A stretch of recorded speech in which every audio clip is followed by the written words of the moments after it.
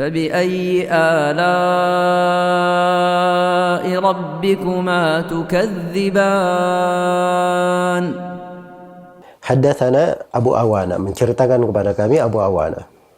Abu Awana nama beliau Waddah Ibnu Abdullah Al-Yashkuri Al-Wasiti Al-Qazzaz. Ya, beliau ini Al-Yashkuri itu maula ya beliau. Beliau subhanallah, Waddah ini tadinya budak.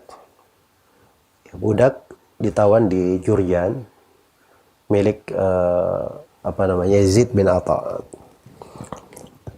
Baik. Milik Yazid bin Atha Al-Yashkuri.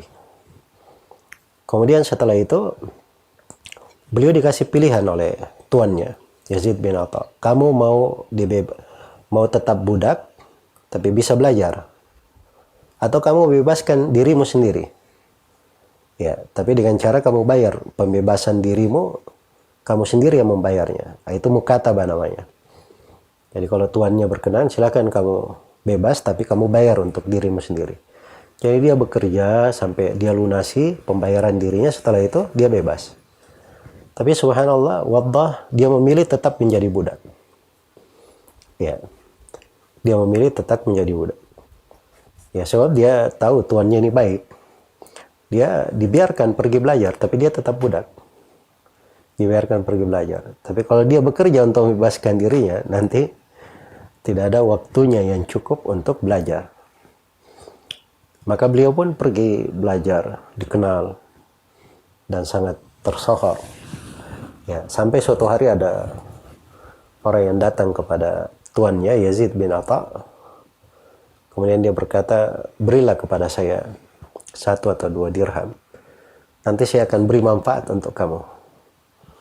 Kata Yazid bin Atha, manfaat apa? Ya, kata orang yang minta ini, nanti kamu akan lihat. Ya, kata Yazid, ya sudah, gak apa-apa. Akhirnya orang yang minta ini dia keliling ke kota Baghdad. Ya, dia keliling ke satu kota. Dia beritahu bahwa Yazid bin Atha ini, Masya Allah, dia sudah bebaskan budaknya Waddah. Ya, orang kan sudah kenal semua Waddah. Jadi dia syukuri. Maka orang pun datang berbondong-bondong ke rumah tuannya untuk memberi selamat dan mensyukuri dia telah membebaskan budaknya Waddah. Ya, maka begitu orang-orang datang semikian banyaknya mensyukuri dia, dia juga kaget. Akhirnya dia bebaskan Waddah ibn Abdullah Al-Yashkuri ya dengan sukarela. Itulah kisah dari Waddah ini, padahal beliau adalah seorang budak ya. Ya, tapi subhanallah menjadi seorang imam yang terkenal. Beliau punya musnad dalam riwayat, dan beliau ini adalah rawi, bukan sembarang rawi, thiqatun tsabat dari sudut riwayat. Apalagi kalau dia meriwayatkan dari kitabnya, itu didahulukan oleh para ulama di atas rawi-rawi yang lain yang semisal dengannya.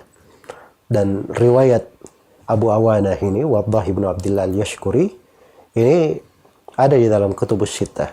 Al-Yashkuri itu nama kabilah, Al-Wasit itu nama kotanya, berada di Irak.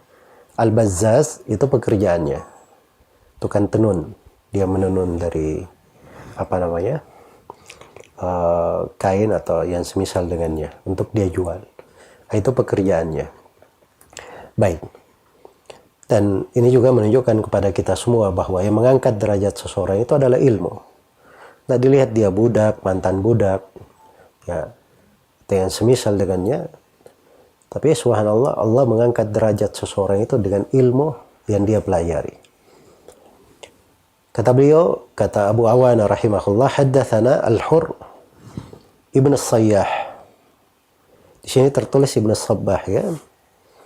Itu keliru ya, harusnya Ibn Sayyah. Ya. Al-Hur Ibn Sayyah An-Nakhai Al-Kufi. Dan beliau ini thiqah. Ya, disebutkan oleh Imam Ad-Dhahabi. Kalau Abu Awana tadi beliau wafat tahun 275 Hijriah atau 276.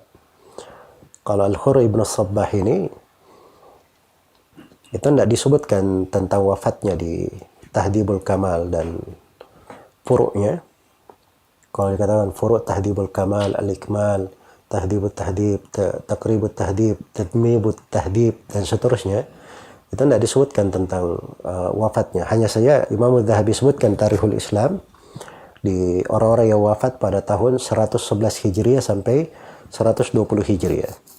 Ini Al-Hurr ibn Sabbah rahimahullahu ta'ala, seorang rawi yang thiqah.